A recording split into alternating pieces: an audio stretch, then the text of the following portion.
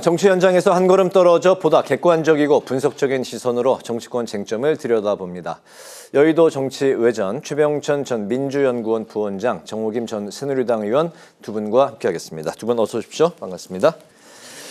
네, 국회 18개 상임위 중에 아직 7개 상임위원장 자리가 비어 있는데요. 우원식 의장은 주말까지 이제 기다리자고 했는데 민주당은 내일 본회의를 열 계획입니다. 그렇기 때문에 남은 7개 상임위원장 자리를 민주당이 전부 가져갈 것인지, 또 국민의힘은 이제 어떤 대응을 할 것인지 아직까지 이제 뾰족한 그 묘수가 좀 없는 걸로 고심만 거듭되고 있는 걸로 전해지고 있습니다. 국민의힘이 내일 좀 어떤 선택을 할 걸로 보십니까?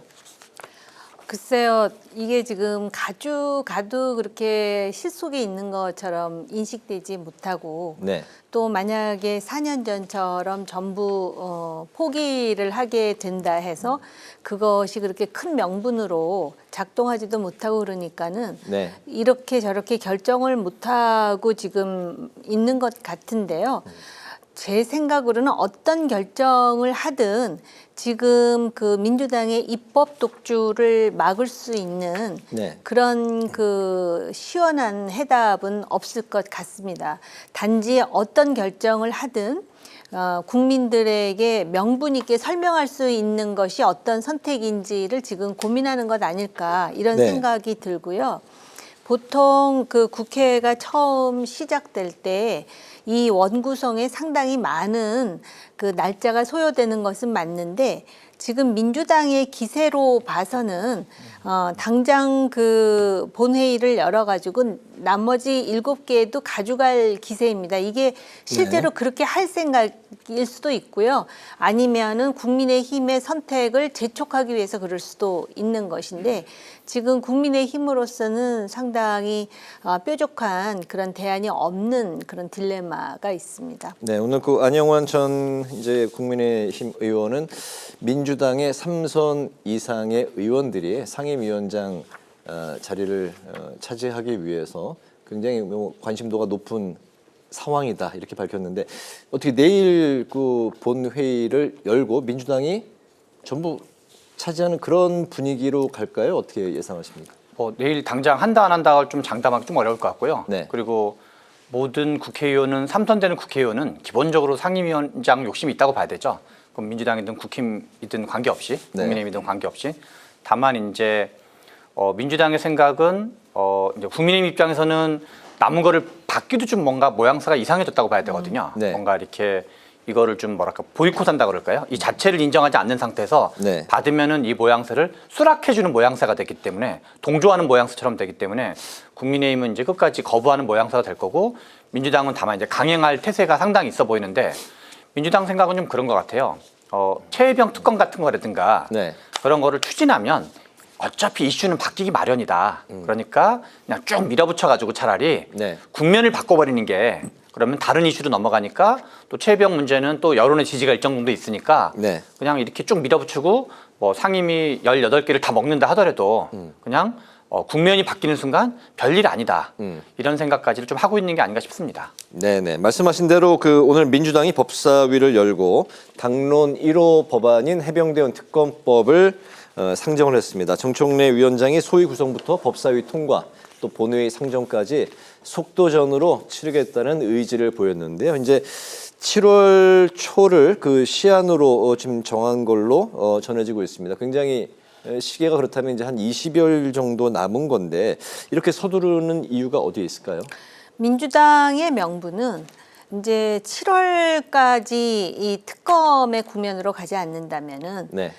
지금까지도 상당히 그 수사가 느렸을 뿐만 아니라, 지금 통신 기록을 포함해서 7월 달이면은 이것을 계속해서 유지할 수가 없는, 네. 어떻게 보면 증거가 없어지는 시한이 7월이다. 그렇기 때문에 공수처에만 이것을 맡기기에는 지금 시간이 부족하다. 더군다나 국민 여론이 지지하고 있다라는 그런 판단을 하고 있기 때문에, 네. 그리고 최혜병 특검을 1호 법안으로 가져가면은 아마 상당히 그 명분을 대중적으로 얻을 수 있다라는 정도는 계산을 할 겁니다. 네. 그래서 지금 그 7월 초를 시한으로 잡고 속도전을 펴는 것이고요. 지금 국민의힘으로서는 원 구성에 참여하지도 못하고 그렇다고 적극적으로 이것을 지금 그 국회의 차원에서 저지할 수도 없고 그런 상황인 것이죠. 네. 통신 기록 보존 기간이 이제 1년이죠. 1년이면은 거의 이제 뭐 그 다 돼가고 있는 그런 이제 시점이고 그렇기 때문에 이제 서두르고 있는 이제 큰 원인 중에 뭐 이유 중에 이제 하나로 분석이 되고 있는데 공수처가 뭐 기존의 수사에서 통신 기록에 대한 그런 뭐 수사를 좀 하지 않았을까 그런 얘기도 나오던데요. 근데 이제 원래 특검을 한다는 말 자체가 네. 공수처 수사만으로 만족하지 못하는 걸 논리적으로 전제하고 있는 거죠. 그러니까 공수처가 뭐 나름 열심히 하긴 했을 수 있지만 네. 많이 알려져 있는 것처럼 공수처가 인력과 예산이 너무 적기 때문에 그 공수처가 이 사건만 처리하는 게 아니라 다른 사건도 많이 처리하는 거거든요. 네. 그리고 이제 뭐 이런 일이 벌어질 정도까지 잘 몰라가지고 사이즈를 좀 작게 만들었기 때문에 그래서 실은 이제 특검을 만드는 게 원래 의미가 있는 건데 다만 이제 그 집중적으로 특히 외압 문제가 지금 집중적인 문제이기 때문에 네. 외압이 얼마나 있었고 어떤 식으로 있었는지 근데 그 통화 기록이 7월 말 8월 초에 집중적으로 전개됐기 때문에 아무튼 민주당 입장에서는 특검을 해가지고 이거를 빨리 확보해 놓고 네. 그러면서 가야 된다고 생각을 하고 있는 거죠. 이제 상정이 됐을 경우에 이제 대통령의 또 거부권이 예상이 되지 않습니까? 네. 그렇다면 이제 또 제 의견, 제 표결로 갈 텐데 그렇다면 그 결과는 좀 뭐 좀 이르긴 합니다만. 지금 제 의견로 가게 되면 네. 지금 오히려 국민의힘의 8명이 변수라고 제가 몇 번을 말씀드렸잖아요. 네. 개혁신당도 그렇고 또 조국 혁신당이라든지 민주당은 이거 이제 찬성할 것이다. 근데 8표를 더 확보해야 됩니다. 국민의힘의 그 8표가 이제 변수가 되는데 네.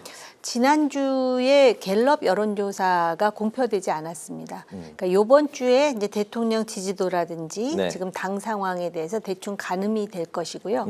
또 재의결할 시점에 당시 그 시점에서의 정치 상황도 상당히 변수가 될 것 같습니다. 네. 그런데다가 국민의힘은 지금 7월 23일에 당 대표를 지금 뽑거든요.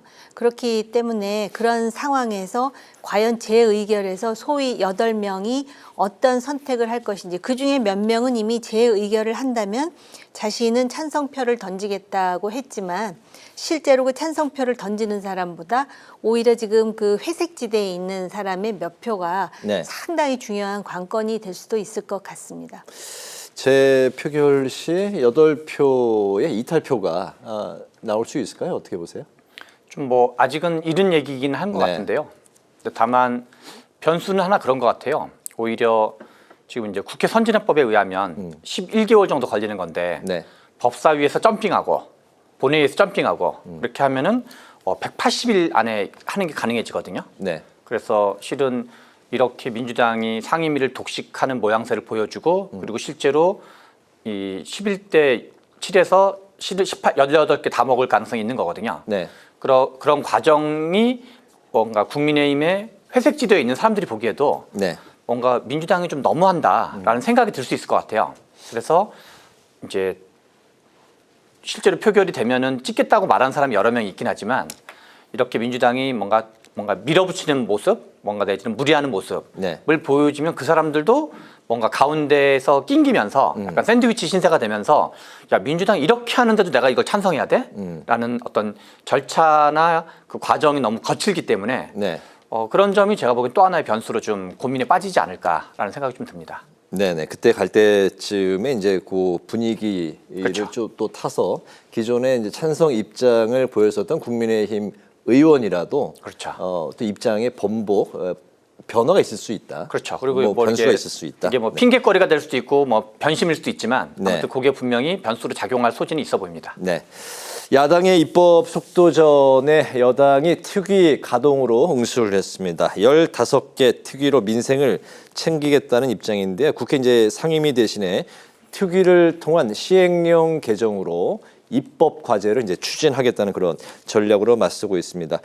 오늘 그 법사위 상임위에서는 또 이제 뭐 그 법무부 장관도 불참을 한 그런 입장을 이제 또 이제 보였는데요.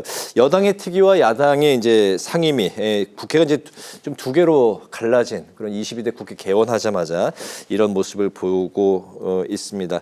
좀 어떻게 보십니까? 지금 이렇게? 이 야당이 요번에 총선에서 또 4년 전만큼이나 상당히 많은 의석을 점했습니다. 근데 그때는 여당이었고 지금 이제 야당이라는 차이가 있는데요. 네. 그런데 이제 그러한 수의 우위를 이용해 가지고 지금 이제 패스트 트랙이라는 것이 그 어렵게 국회 선진화법의 일환으로 만들었는데 지금 최혜병 특검을 포함해서 단축을 시키겠다라는 건데 네. 오히려 최혜병 특검과 관련해 가지고는 국민적으로 공감을 얻을지 모르지만 지금 그 특검만 있는 게 아닙니다. 오히려 제가 볼 때는 문제가 되는 건 이화영 특검 같은 거거든요. 그러니까는 요번에 재판에 1심 결과가 나왔음에도 불구하고 네. 그 대북 송금과 관련해 가지고 이재명 대표는 상관없고 오히려 쌍방울의 주가 조작과 연루가 되는 것처럼 그리고 그러한 그 상황이 나올 때 이화영에 대한 검찰의 회유가 있었다라는 식으로 지금 특검을 하겠다 그러면서 그걸 지금 속도전을 밀어붙이려고 그러는데 네. 그런 것들은 상당히 역풍을 받을 가능성이 있다라고 보여지고요. 네. 또 여야 합의 없이 이제 상임위 열고 또 이제 시행령 정치를 어떤 식으로든 막겠다라는 거거든요. 그 검수완박 때문에 사실은 그 윤석열 정부 쪽에서는 궁여지책으로 시행령 국정운행을 안 할 수가 없었는데 네. 요걸 지금 막기 위해서 또 입법부의 권한을 최대한 지금 활용하겠다라는 것인데 시행령이라고 하는 거는 행정부의 고유 권한입니다. 네. 그렇기 때문에 어떤 면에서는 삼권 분립에 저해가 되는 그러한 그 행동을 하는 것이거든요. 이런 차원에서 볼 때 민심 역풍은 반드시 불 텐데요. 이 민심의 역풍이라는 것도 상대적입니다. 역풍의 전제는 행정부나 여당이 정상적으로 가동되고 있다라는 전제에서 야당이 그렇게 하면 역풍을 부는데 네. 예를 든다면 지금 굉장히 민감한 사안인 최혜병 사안도 있고 또 무슨 뭐 여사 얘기도 계속 나오고 계속 정쟁을 벌이면서 서로 상호 반응을 지금 보이고 있지 않습니까? 그렇게 된다면은 지금 여당이 오히려 이러한 딜레마 속에서 어떻게 이러한 그 어려운 상황을 혁파할 수 있을지에 대한 뭔가 각고의 노력을 하는 모습도 좀 보여줄 필요가 있는데 그런 부분이 안 나오는 것에 대해서 안타까워하는 목소리도 많습니다. 네. 어쨌든 그 여당은 이제 상임위원회 계속 이제 보이콧을 하고 있는 상황이고 대신 이제 특위를 통해서 이제 정부와 이제 여당이 같이 민생을 챙기겠다 뭐 이런 이제 전략으로 나오고 있는데 이 정국이 좀 언제까지 갈까요? 지금 하는 뭐랄까 이렇게 모양새나 약간 그 정말 그걸 보면 서로 그냥 이렇게 똑같은 짓만 한다 그럴까요? 근데 저는 지금 추경호 원내대표나 뭐 윤석열 대통령이나 그다음에 이제 이후에 뭐 전당대회가 어떨지 모르겠지만 국민의힘이 대응을 좀 매우 잘못하고 있는 것 같아요. 왜냐하면 국회라는 공간은 쪽수 싸움이거든요. 국회라는 공간 게임의 룰 자체가. 그런데 집권 여당은 집권 여당과 야당의 가장 큰 차이점은 행정부를 갖고 있다는 거예요. 네. 우리가 670조의 예산과 200만 명의 공기업을 포함한 200만 명의 공무원을 가지고 있는데 그러면 여당이 가지고 있는 가장 강력한 무기는 제가 생각에는 아젠다 세팅 능력으로 봐야 돼요. 집권 여당은 정책을 추진할 수가 있거든요. 네. 야당이 무슨 정책을 입법하는 수준과 여당이 무엇을 하겠다고 말하는 거에 언론에서 달아주는 무게감이 완전히 다르거든요. 행정부 얘기이기 때문에. 네. 그런데 지금 이게 최혜병 문제나 김건희 여사 문제가 더 부각되는 거는 그 자체도 있지만 다른 정책적 이슈가 너무 없기 때문이기도 해요. 그래서 실은 이 정무적 이슈를 중심으로 뭐 여당과 야당이 싸우는 걸로 아주 치고받고 하면 네. 민주당이 불리할 이유가 전혀 없는 거죠. 그럼 이걸 만회하려면 집권 여당은 뭔가 아젠다에 대한 전열을 재정비해서 그거를 드라이브를 딱 걸 때 마치 민주당이 최혜병 문제를 제기하면 독주 문제 이런 거는 이슈가 바뀐다고 생각하는 것처럼 네. 거꾸로 국민들로부터 박수 받을 수 있는 정책을 해야 되는데 대통령이 무슨 지금 윤석열 정부가 들어서 가지고 개고기 금지법 통과시킨 거 말고 아젠다를 주도한다는 느낌이 드는 게 기억나는 게 거의 하나도 없어요. 네. 그리고 3대 개혁을 연금개혁, 노동개혁, 교육개혁을 내겠다는데 저도 정책에 관심 많은 사람이지만 그래서 교육개혁을 어떻게 한다는 건지 노동개혁을 어떻게 한다는 게 연상되는 게 없거든요. 그래서 그리고 실제로 정부 입법도 없어요, 아예. 그냥 레토릭만 있고 어떻게 보면 하는 게 아무것도 없는 정부처럼 보이는 거거든요. 네. 그래서 그냥 거부권 행사하는 거 왜 대통령이 하는 게 뭔지 정말 그런 식으로 해서 그거를 뭐 추경호 원내대표가 주도하든 차기 당대표가 주도하든 윤석열 대통령실이 주도하든 네. 누가 주도하든가 무관하게 국민들로부터 박수받는 정책을 중심으로 그 정책을 쭉 밀어붙이면 그럴 때 여당과 집권당이 뭔가 사람들로부터 명분을 얻는 건데 네. 그냥 그 계속 수비만 하고 있다 그럴까요? 그래서 약간 그래서 통치 어떤 국정으로서 마땅히 해야 될 일을 안 하고 있기 때문에 더 코너에 몰리는 측면이 있다. 그런 걸 중심으로 대응하는 게 집권 여당이 해야 될 역할이다라는 생각이 듭니다. 집권 여당의 역할에 대해서 이제 말씀을 해 주셨는데 어쨌든 그게 이제 최선의 이제 방어기도 하다는 거죠, 실제로는. 국회 상임위로 이제 돌아오기 위해서는 어쨌든 명분과 또 어떤 그 현재의 그 여당으로서 좀 출구 전략이 좀 있어야 될 텐데 과연 그 현재로서는 뭐 그 전혀 그 해법이 보이지 않는 상황인가요? 우리나라에서 이제 예컨대 장외투쟁이라든가 네. 국회 회기 보이콧이라든가 이런 이제 역사가 쫙 있었잖아요. 그러면은 그거의 명분은 뭐냐면 싸우다가 시간이 오래 지나서 뭔가 이렇게 쟤네 싸울 만큼 싸웠다 하면 이제 복귀하는 거거든요. 네. 그거 이외의 명분은 실은 없다고 봐야 되는 거죠. 네. 다만 근데 싸우지도 않고 복귀한다 그러면 지지자들이 보기에 너네들은 뭐 하는 거냐 도대체 이 뭔가 속된 말로 약간 자존심도 없냐 이런 문제에 이제 몰리기 때문에 지금 국힘 입장에서는 실은 뭔가 이렇게 저항하는 것 외에는 실은 방법이 없다 봐야 되고 그리고 일정 기간 저항하는 것 자체가 실은 명분이라고 봐야 되는 거죠. 네네. 정 의원님이 말씀하신 대로 그 해병대원 특검 외에 대북 송금 특검과 이제 같은 경우 과연 이게 민주당이 여론의 그 순풍을 탈 것인지 아니면 좀 역풍을 맞을 것인지 그런 이제 어떤 그 리스크에 대해서 말씀을 하셨는데 거기에 대해서는 또 어떻게 생각하시는지 더불어서 민주당이 이제 국회법 개정안 4개를 내놓지 않았습니까? 이제 내용이 패스트트랙 처리 안건을 이제 단축하고 여야 합의 없이도 상임위를 열고 이제 그 시행령 정치를 이제 방지하겠다 이제 주요 핵심 내용인데 4개의 이제 국회법 개정안 민심의 어떤 그 좀 최근에 그 총선 결과와는 또 정반대로 가는 그런 역풍의 우려는 없는지 두 가지를 좀 구분해야 되는데요. 네. 뒤에 국회법 개정안과 대북 송금 관련된 특검은 이 뒤에 거는 약간 공세 차원으로 볼 수가 있고 네. 첫 번째 거는 오히려 이게 좀 중요한데요. 이거는 이재명 대표의 약간 대권 플랜이랑 연동돼 있다고 봐야 돼요. 이재명 대표 입장에서 우리가 대통령 선거라는 긴 과정에서 가장 위협적인 게 뭐가 있을까 생각을 하면 그 중에 하나가 사법 리스크가 여전히 살아있는 걸로 봐야 되거든요. 네. 그래서 지금 하나는 공직선거법 문제가 있고 위증교사 문제가 있고 대북 송금 문제가 있고 그것이 이제 가장 상대적으로 이제 뭔가 좀 더 이제 유죄 가능성이 있는 걸로 흔히 얘기되는데 네. 나머지 백현동, 대장동 이런 거는 덩어리가 너무 큰 사안이어서 과연 대선 전까지 1심이 나올지가 불투명한 사안이거든요. 네. 그러면 이재명 대표 입장에서 역지사지를 해보면 이 대선 가도에서 이 세 가지 이슈 공직선거법, 위증교사, 대북송금 특히 이제 대북송금은 이번에 그 재판부가 1심 재판부가 이재명 대표에게 보고했다라는 것에 대한 언급은 없었으나 대체로 그 어떤 진술의 신뢰성이나 이런 걸 상당 부분 인용을 했거든요. 그러면 이거는 이제 3자 뇌물죄라든가 등등해서 이제 이재명 대표에게 불리하게 작용할 가능성이 매우 높기 때문에 네. 재판이 많이 진행되면 많이 진행될수록 이제 3심까지 갈 가능성이 있는 거죠. 그래서 이재명 대표 쪽에서의 문제 의식은 송금 특검법을 내고 특검법이 부결되면 네. 탄핵을 추진하겠다는 거거든요. 탄핵을 추진하면 몇 개월 동안 직무가 정지되거든요. 그래서 재판 자체를 좀 지연시킬 수가 있는 거죠. 그래서 재판을 3심까지 나오지 않게 만드는 게 어떤 이재명 대표 입장에서는 의미가 있는 거라 보고 네. 여론이 어떻든 아니든 부차진 거로 보는 거죠. 일단 뭔가 이렇게 좀 최대한 이렇게 뭔가 공세를 취하고 검사를 뭐 탄핵하고 그래서 이제 직무를 정지시키고 그런 것 자체가 일단 목표라고 봐야 되는 거죠. 네.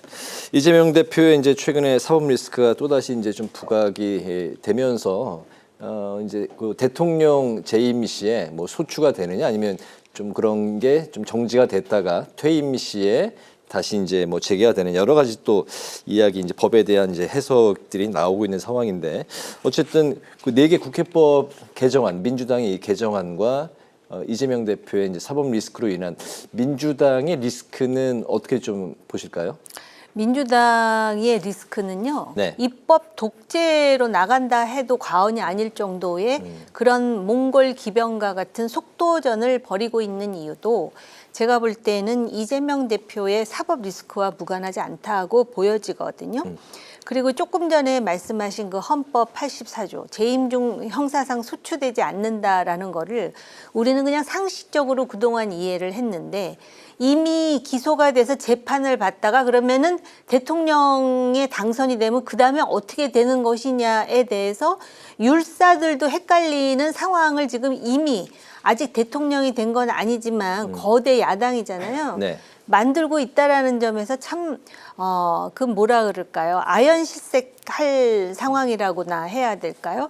지금 그러다 보니까는 당내의 그립을 더 꽉 잡아야 된다라고 생각하는 것 같습니다.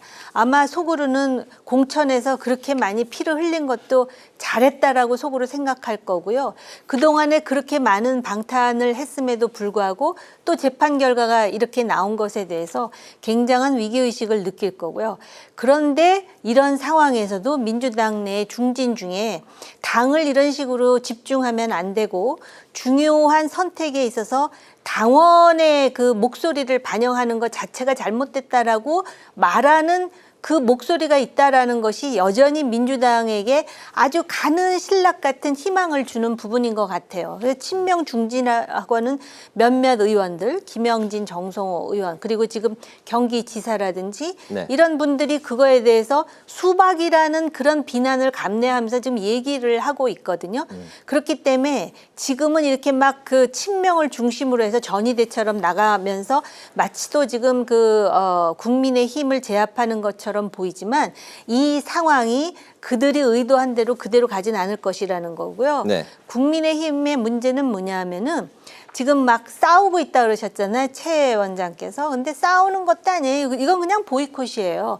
뭔가 이런 상황이라면 싸워야죠. 근데 민주당을 상대로 싸움이 안 되면 여론전이라도 보여야 되는 겁니다. 네. 예를 든다면 시행령에 대해서 이렇게 손을 대려고 하는 것, 그다음에 패스트 트랙에 대해서 이렇게 손을 대려고 하는 것, 그다음에 상임위를 독식하려고 하는 것, 특히 그 운영위하고 법제사법위원회 이런 것에 대해서 아니 지금 여기 국회 방송도 있고요. 얼마나 많은 방송 채널이 있습니까?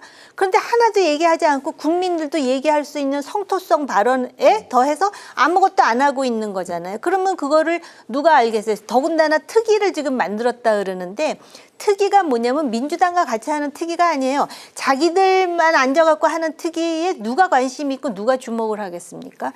그런 차원에서 제가 볼 때는 야당도 아니고 야당이라면 이렇게 하다 슬그머니 국회에 들어갈 수도 있어요. 책임을 져야 될 여당 아닙니까? 그렇다면 어떤 명분으로 들어갈 것인지 그리고 지금 민주당이 어떤 식의 오만과 남용을 하고 있는지를 오히려 보여주는 데 앞장설 수 있잖아요. 근데 그것도 안 하는 것 같다라는 느낌이 들어요. 제가 생각할 때. 알겠습니다. 차관은 그 여당의 이제 특위에 참석을 하고 또 이제 장관은 상임위에 이제 불참을 하는 참 국민들이 보기에는 이제 편치 않은 그런 상황들이 연출이 되고 있는데 조금 전에 이제 정 의원님께서 민주당의 당원 당규 개정에 대해서 당내에서도 좀 비판의 목소리가 나오고 있다 말씀을 하셨는데 그 국민의힘이 오늘 당원 당규 특위의 그 발표가 있었습니다. 전당대회의 민심 반영 비율은 논의가 더 필요하다. 이제 20에서 30% 반영으로 이제 가닥이 잡혀지고 있는데 지도 체제는 현행 원톱으로 이제 가닥을 잡았습니다. 이렇게 되면 이제 어차피 대세는 한동훈이 더욱 굳어지는 것인지 과연 한동훈 전 비대위원장이 대야 투쟁의 핵심 역할을 잘 수행할 수 있을지까지 논의가 지금 더 이제 좀 확대돼서 나오고 있는 상황인데 어떻게 보십니까? 지금 국민의힘은 이게 이제 하나는 집단 주도 체제를 하냐, 그다음에 이제 당심과 민심의 비율을 어떻게 하느냐 네. 이게 있었는데 지금 천목회 사람들이나 이런 쪽은 처음에 집단 지도 체제 얘기를 했었어요. 그런데 제가 보기에는 이 집단 지도 체제가 가지는 특성을 좀 잘 모르고 있는 측면이 있는 것 같아요. 집단 지도체를 했던 한국 정치사에서 대표적인 사례는 열린우리당 사례거든요. 네. 집단 지도체를 하면은 후보가 만약에 5명이라고 치면 이제 최다 득표자가 대표가 되고 나머지 차석한 사람은 이제 차점자는 그냥 최고위원이 되는 건데 그럼 어떤 일이 되냐면 이게 몇 표 차가 안 나기 때문에 너나 나나 비슷한데 해가지고 약간 비판하게 돼요. 계속. 그래서 당시에 열린우리당이 당대표가 1년을 못 넘고 그냥 한 평균 8개월마다 계속 갈렸거든요. 네. 그래서 실은 지금 국민의힘이라는 당이 처한 여러 가지 위기를 보면 용산으로부터 얼마나 독립적인가가 핵심 문제거든요. 용산으로부터 독립적이기 위해서 중요한 거는 단일 대표 체제인 경우가 훨씬 더 높다고 봐야 되죠, 확률적으로.